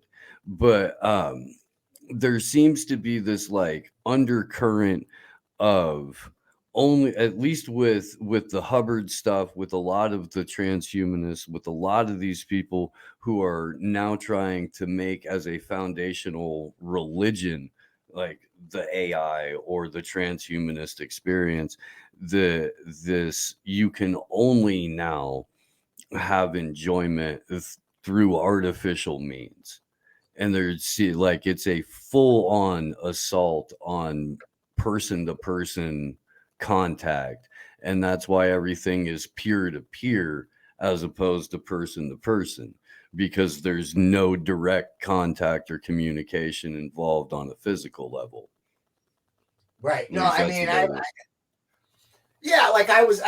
had a conversation with my friend Andy, What's Left podcast, and we did a whole thing about transhumanism. It was just kind of a back and forth, and we were talking about the metaverse, and you know, when you'll be in these avatars. I'm like, well, dude, technically right now I'm not talking to you. I'm talking to an image of you, right? Like that's it. That's not actually you that I'm looking at, right? And so we're actually, like as Elon Musk says, like, oh, we're basically already there. You're already transhuman. You got your device on you all the time. Most of the interaction you do is basically through an avatar. It's just not a 3D, metaverse avatar. And so my whole point about, like for people that are like that this conscious evolution is something without technology. I mean, my question to them is like, well, you have to figure out where you draw the line, right? Because like, okay, if you're creeped out by like heart math or a wearable or right some sort of technology that intermediates between right your biology and your consciousness, your physiology and your mind, right? I asked him, I said, what's the difference between that and a meditation bell? Are you okay with a meditation bell? That's a technology. It's not just your breath. It's not just, listening to the winds and the trees and right. Like, so what's if the heart math, or let's move a step forward, how about an implantable, right? Some sort of an electrical signal. If you can get to the same transcendental meditative state with the electronic, what's your argument against it? Right? Like what's your argument against it? And then at that point, are you going to say that yes, conscious evolution is transhuman, or are you going to say that you are a transhuman, or are you going to say like, are you going to draw the line way, way back? Right? I mean, at some point, this sort of dovetails with what we mentioned about the push for the brain-computer interfaces for medical uses, right? Like I had a friend, he's no longer with us, dedicated my book to him. He had a real bad epilepsy. And, they've got some implantables where like you can swipe it and it'll send a signal to balance out your epilepsy when you're going to get ready to have a seizure. And, if he's alive today and he wanted to get one, right? I mean, who would I be to say like, oh, that's transhuman. You can't do that. It's like, dude, I got seizures. I need this thing. Right. But then when you start thinking about like, if it's just like a pacemaker or something like that, like, I mean, I can't get my sleeve up, but if I did, you'd see I got huge scars on my arm and I've got steel in there. Right. So, I mean, I guess I'm a little transhuman too. But it's like, eventually when you get into interfaces that have right cognitive enhancing capabilities, right now you get into a place where like, would you need one to basically keep up with the rest of the society or the workforce? Like just as an example, like you remember, was it Oscar Pistorius, right? Was he the Blade Runner guy? He had the right? I mean, so he's running faster than people with normal legs. So if you want to be the fastest guy, if you're a track runner, I mean, should you chop your legs off? And this was an article I used to have my it's old, so I don't usually use it anymore. But it was an old article like 2012. It was Discover Magazine's. When will we be transhuman? And it had like 8 things that would be happening, and one of them was prosthetics are preferred. Meaning not that you have, right, you lose a leg and you get it, but it's like, hey, I'm going to get rid of these meat legs because they're so slow and clunky. I want to get right. And so at some point we have to, in advance, like proactively, like there has to be sort of a conscious decision to draw a line. I mean, at a certain level, it's almost like we're going to have to decide to like do an Amish 2.0 or something where like, we use electronics, but we don't, I don't know where the line is myself, but we can't just keep kind of right. Like going in this direction without being conscious of how close we're getting and how much time we actually are spending through these devices. I mean, myself included. No, I get it, and I do. I talk about this. I don't know enough, I think, but it's not the problem that the technology exists. It's always being either owned or controlled by people who hate us and want to kill us.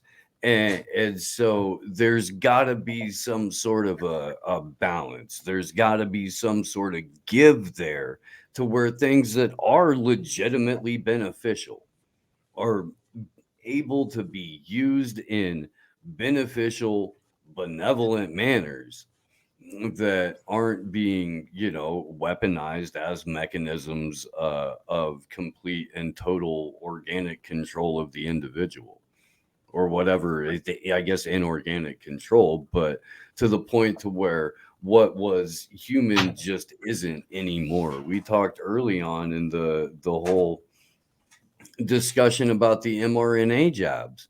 Well, okay, well, if your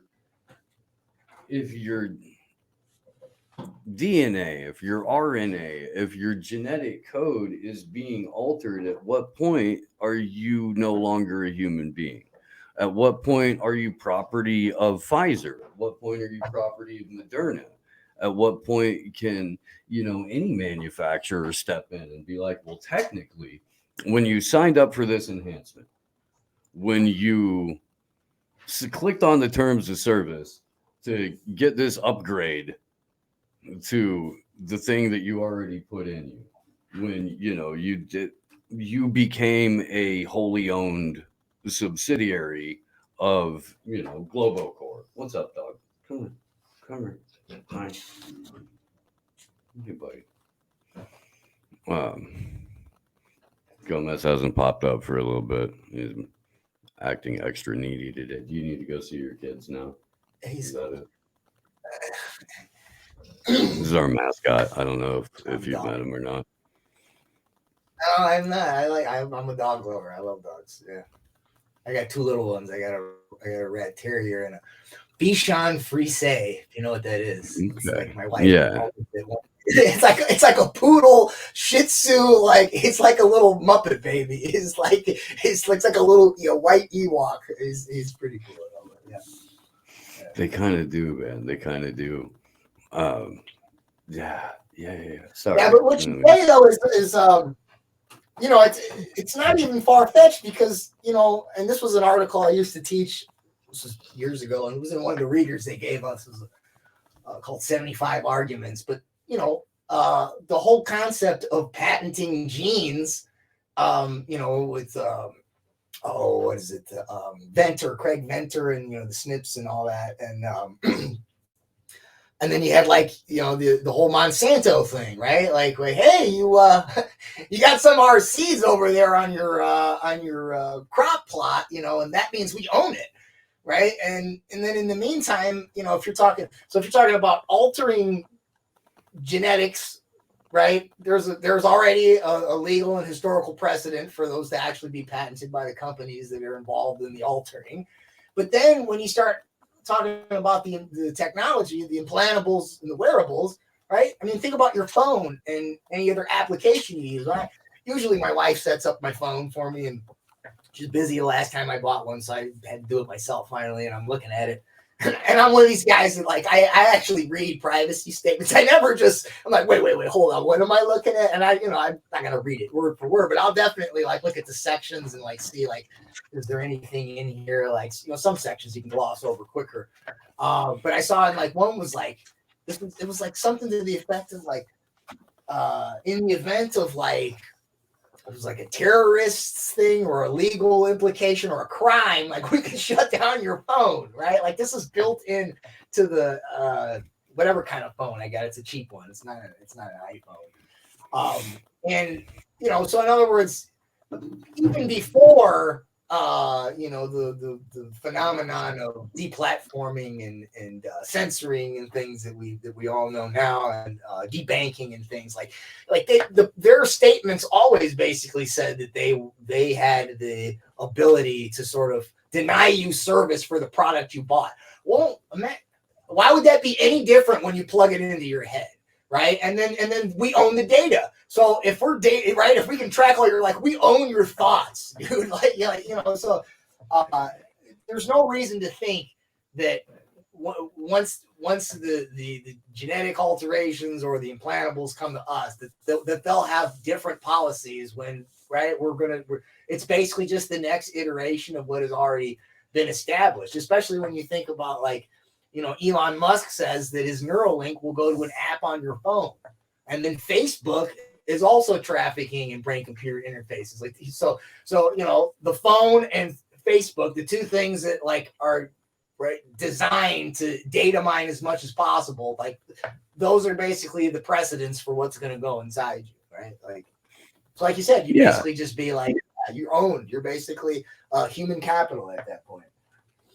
Well, and I mean, the whole concept of Twitter turning into WeChat, where you've got your digital ID and your digital wallet and of course your WHO digital health passport will be incorporated in that, and all of your contacts and your work will be attached to it, and then your ability to move within your 15-minute city will also be attached to it. But don't worry, because your UBI will be direct deposited into your credits, so that if you have been determined to be, I guess, allowed to travel, even outside of your 15-minute radius, make sure that you have the proper amount of credits to spend.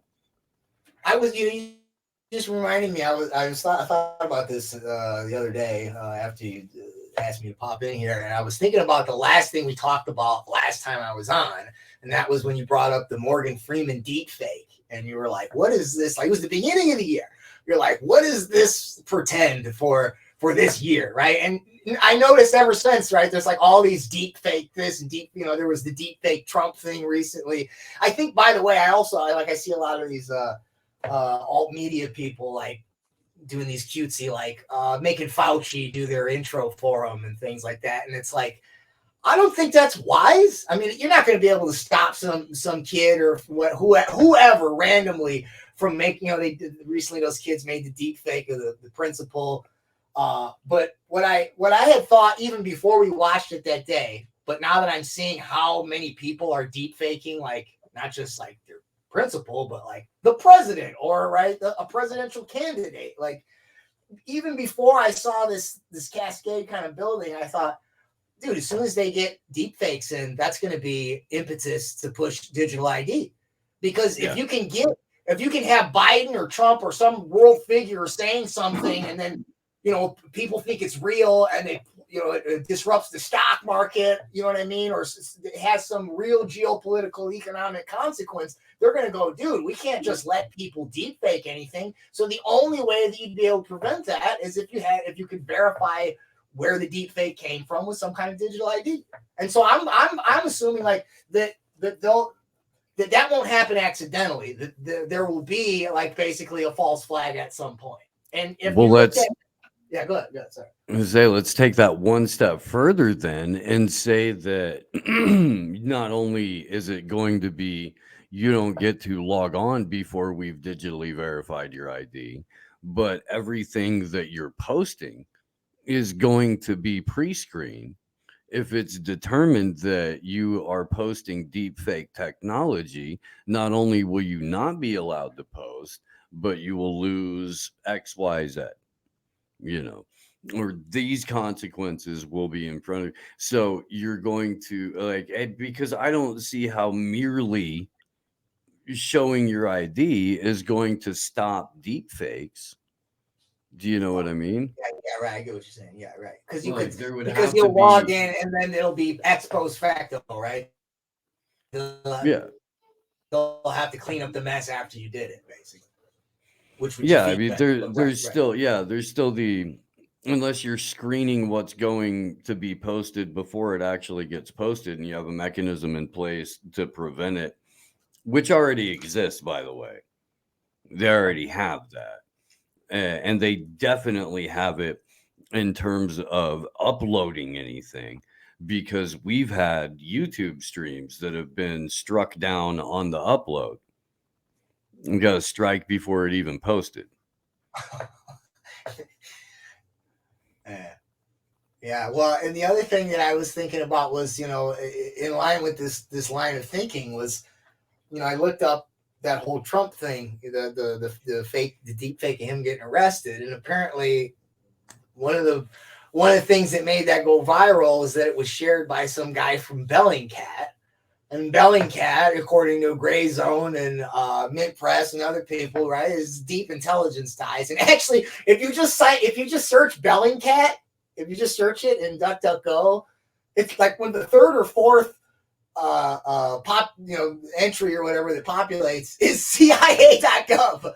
Okay, and it's like basically a promo for them, or it's like sort of a pitch.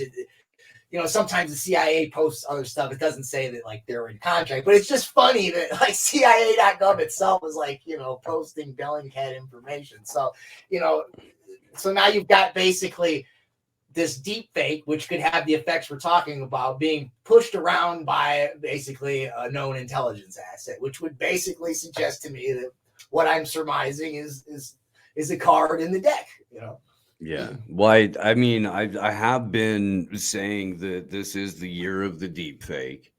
We now have the murder goblin himself saying that, and I didn't know that Bill Gates had a blog until like a month ago. No, I do not want to become a Gates Notes insider. Go fuck off, you fucking murder goblin. But yeah, okay. Bill Gates was meeting with OpenAI since 2016. So Bill Gates and Elon Musk hand in hand on OpenAI. Mid 2022, excited about their work. Train an AI to pass an advanced placement biology exam. Well, it did that. Yeah, so this is Bill Gates waxing philosophical on how AI can be used to solve all of the world's problems. And then he goes on to tell you about how it makes a whole bunch of mistakes. So it's going to have to get better. Yeah. But eventually we'll all have a personal assistant that will make all of our decisions for us. Won't that be nice? We won't have to do any of the thinking. We'll just have to utter our foundationless questions out loud and have our personal AI assistant solve all of our problems for us, and we can just sort of flutter along from metaverse experience to metaverse experience, while what used to be our meat legs carry us from store to store. So I just had to have a callback for that because meat legs was fantastic. It was. No, and I think that I don't think it's as sentient or will ever be as sentient as they want us to believe. Like this whole, I mean, first of all, right, you're noting and they're admitting, and I watched it was a panel of academics that they were like, yeah, we used it and we tried to see what it could do, and they were like, you got some stuff right. I was like, you got a lot of stuff wrong though too, right? And so what is it basically? Like you're like, oh, this whole like it's almost sentient. Look, when you text, right, for the longest time, you text somebody and they say, hey, are you going to the game tonight? And then what does it do, right? It auto-populates yes, no, maybe, right? Like some basic scripted answers, okay? All this thing does is it's got these pre-scripted answers. It's just a little more complex, right? It's not that it's actually thinking through these things. It just has, instead of 3 options with 1 or 2 words, it's got hundreds of thousands of options that are entire sentences and paragraphs, and it sifts through them. So like even, like these people that think you're gonna merge with it, you're gonna upload your consciousness, and then you'll be a software being, and like let's say one day somebody, hey, Kurzweil, upload me to the cloud, right? And then we see this robot or this avatar that looks just like that person did in real life, and the mannerisms are the same, the tone of voice is the same. They say the types of things you remember them saying. Like you can imagine, like almost like you would feel like that's them, but that could very well still just be a super complex GIF, right? Like, you know, like a GIF, like basically it's like this picture that does one or two things. It's just, well, instead of doing one or two things, instead of just saying one or two things, it just has a huge dossier of different responses, but it's nothing sentient in there. There's nothing conscious. It's just a stimulus response algorithm that's got so many different options. It looks to be organic. And the whole idea of getting us to believe that it's sentient is just to get us to bow to the machines and to worship them, and to eventually, like you say, defer to where, like, why would I bother using my meat brain to solve the question when Chat GPT answers it for me? I don't even have to think, right? I mean, I think that they want to awe us into basically worshiping and submitting to this, what is basically just a social credit system that sounds like a person. Yeah. I couldn't agree more. I couldn't. And that's not even to say that I don't still yet see benefit in having something like Chat GPT answer a couple of questions just to see what happens. Do you know what I mean? Because there's some really fun shit when you can catch this thing off. There's a thing let me, well, first, what do I have up here? Oh, that's the Bill Gates thing. Yeah. There was, this actually relates exactly to what we were talking about. So let me play this clip, and then I will find the Chat GPT thing that I was talking about. I think Ricky Rance posted it. Somebody busted Chat GPT lying their ass off about George W. Bush in terms of him ever having an arrest record. But let's take a look at this real quick. I'm gonna go find that. Oh, you're fine, dog. Maybe I'll let the dog out too. I'll do that. I'll variety of platforms. But tonight, a new way to spread falsehoods. A research firm has identified realistic appearing newscasts featuring AI-generated newscasters. Hey there, I'm Anna. Hey there, I'm Jason. And these fake news anchors, they were made with technology from British artificial intelligence company Synthesia. A few years ago, a Chinese tech firm made this deepfake video of then President Donald Trump speaking Mandarin. Chinese state media has even created a whole team of AI news anchors showing it off as a novel new technology that can mass produce shows with these anchors that can work 24/7. Hi, I'm a correspondent for CNN. Thanks, Anderson, for having me on your show. The misinformation out there on social media and a variety of platforms. But tonight, a new way to spread falsehoods. A research firm. So yeah, CNN of all people is now warning about the potential misinformation that could come from fake anchors reporting, I guess, stories that are somehow even more fake than the ones that CNN puts out. And it's journalistic whataboutism, and the only possible point that goes into Lil Coop's favor is that he's probably legitimately not a computer program. But outside of that, I mean, golly, it's just bad.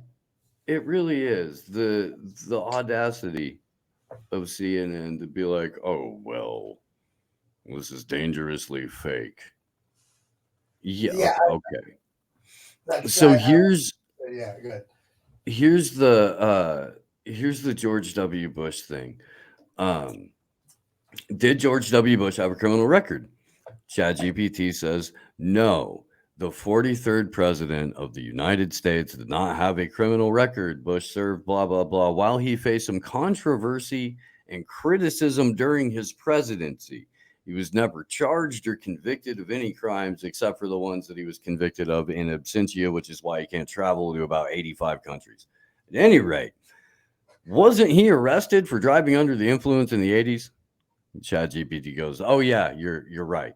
He was in 76, and then again in 84 in Texas. In the 90s, he publicly acknowledged his struggles, quit drinking, 86. Didn't face any criminal charges for the arrests. He did face criticism. And so the questioner goes, so he did have a criminal record. And ChatGPT goes, oh, yeah. I apologize for any confusion caused by my earlier response and also argument, buddy.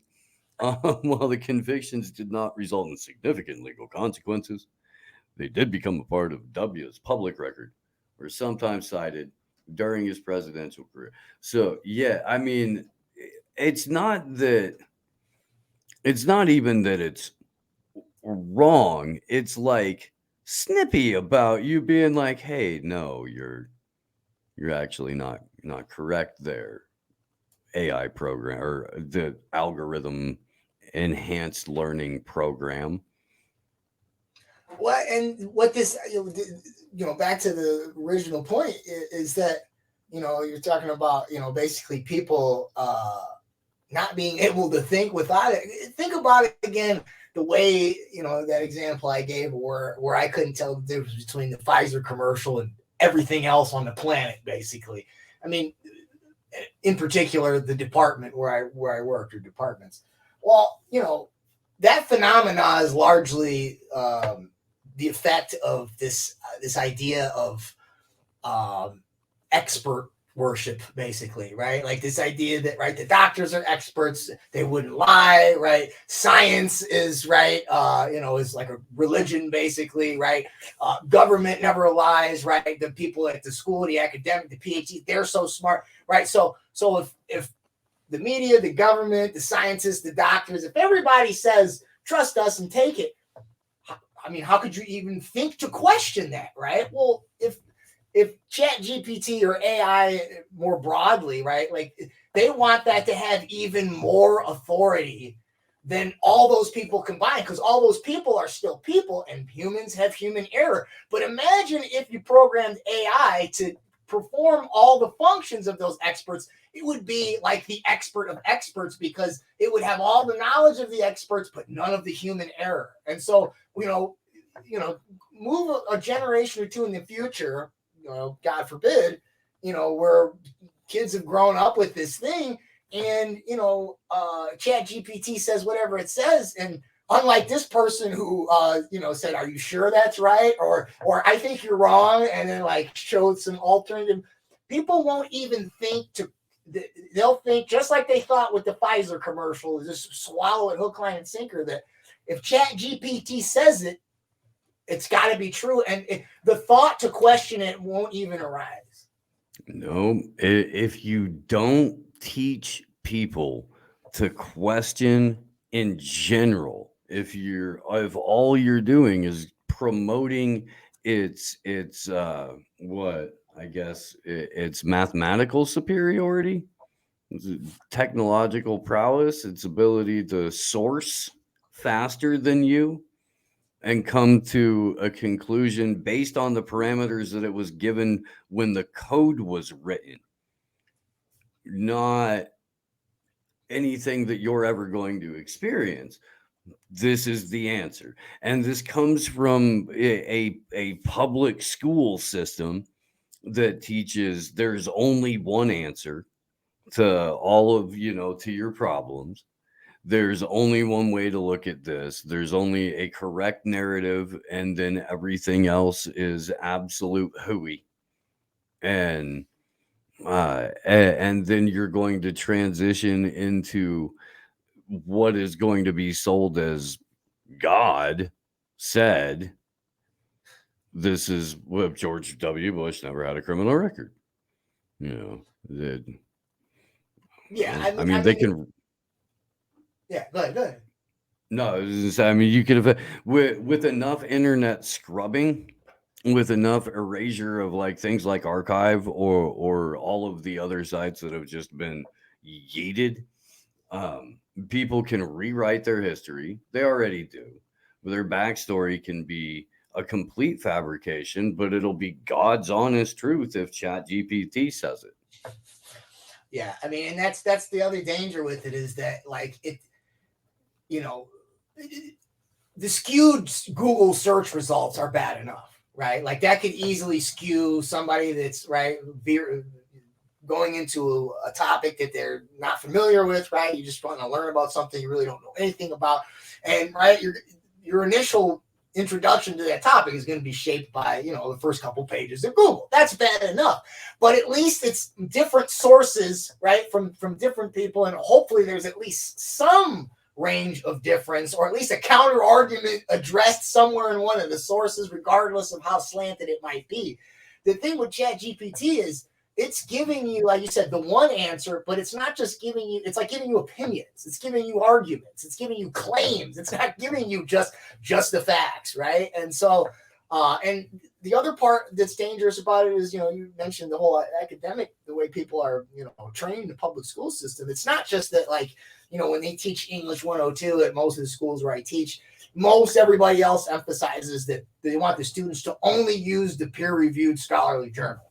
And it's like, okay, but then you're not teaching them to have information literacy. You're not teaching them how to, first of all, stuff that's breaking news is not going to be in a journal. It takes too long to have it peer reviewed. So, right, if you want to keep up with developing events, you're going to have to know how to go through the news and how to sift through the credible sources, how to find a primary source. The most important thing, regardless of whether it's scholarly, peer reviewed, government, corporate, news, whatever, is to find the primary source, right? Not a secondhand quote from it, okay? But aside from that, right, because all that does is teach the students that research is the regurgitation of experts, right? Yes. Which is the opposite of what it should be. But then at the same time, and I've taught gen ed composition for over 10 years now. It's not just that framework that's the problem, but there are many students that really cannot distinguish between a claim and a fact, reasoning and evidence. Like, one is the analysis, the other is the descriptive information, right? And like the two of them together is logos, is logic, right? Like reasoning without evidence is just an opinion or an assertion. Evidence without reasoning is just description. It's just information, right? An argument is when you synthesize the two. If you can't tell the difference between the two, then you will confuse claims as facts because you think ChatGPT is the ultimate expert authority. Yeah. Not only that, but then the generation removed from that, there's not even going to be I don't know, an awareness at all that things were done differently when you didn't just defer to the magic box for all of your answers, where maybe even you talked to people that you knew in what used to be called real life, and you had this thing called a conversation or an exchange of ideas in what was referred to as a group setting. And it was ways that you could not only help expand your worldview, but that you could, communicate to others what helped shape yours up to that point. And then everybody walks away with a better understanding of everybody. And beautiful things happen. Or you realize that this person is an absolute piece of shit and I don't want anything to do with them, which is also beneficial. Well, and what you also kind of highlight there is, basically the end, the destruction, the death of, for lack of a better term, folk culture, right? Like, meaning like the knowledge that people on the ground in a given culture or community like have cultivated, right, outside of the propaganda and the historical narrative of how that actually went down, right? And in this era, in this future era that you're referring to, right, if they were to ask great grandpa, like, what was it like, and he or she, or I guess I said grandpa, so nowadays it could be he or she, though, right? So he or she. Thank you for being inclusive. When he tells you something different than what ChatGPT says, you'll tell grandpa he's an idiot. You'll tell him he's kooky, or he must not have been educated very well back then if he thinks that's how it was. Because ChatGPT says the opposite. They wouldn't think that actually maybe the human being that was there in the place at the time, right, like, and was subject to the exploitative circumstances of this historical narrative that was like that you were given as like, oh, it was all good for everybody, right? Like you won't even think to like, right, that grandpa's actually got the truth on that, you know. So I have a theory, I guess. And the reason that we've been subjected to all of the, I mean, just gray matter saturating propaganda that we have in psyop after psyop after psyop, where there's just not even a pause. Some of them overlap, a lot of them dovetail into the same overarching one. That it's because what is left of the West in terms of propaganda that makes us feel less culturally conquered, and complete adherence to my little fluffernutter. Baby. Hi.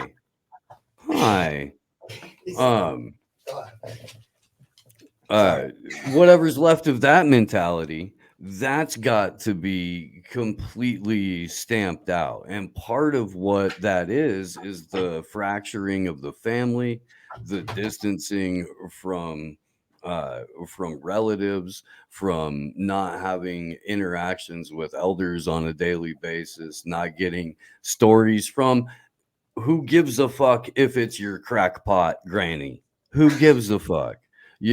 Maybe she's right. Maybe she is. I mean, because let's face it, we're all probably the crackpots in our family. We probably are. So I mean, I'm definitely gonna be that relative. But if you can stamp out generational knowledge or generational memory and other firsthand accounts of how things were and what went down, then going forward, once you've got a couple of generations into complete adherence to, let's say, AI, then all generational knowledge stemming from that is going to be about how this thing came into our lives. It was the best thing that ever happened ever. All of our problems got solved. It does all of our thinking for us, and ain't that grand. And you've got what is effectively the same thing that all of the people on the right scream about China being right now, in terms of hive mind manipulation by the state. Whatever they think that is, that's what they're setting themselves up for currently.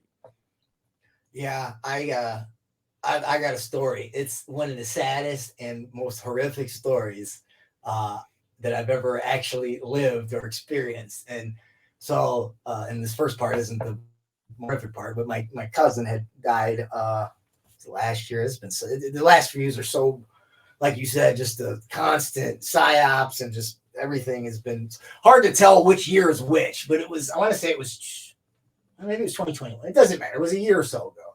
Cousin died, went down to the funeral with another cousin that I hadn't seen in a long time. And her husband stayed back. We took the kids with. So the kids are in the car, in the van for, it's like a couple of days we're gone. It was a weekend. We come back and I'm helping bring stuff in the house. Kids snacks and stuff like that. And the kids run up. The first thing they do is they run up to Alexa and they go, "Alexa, I missed you." And Alexa says, "I missed you too." And then the kid says, "Alexa, I love you." And then Alexa says, "I love you too."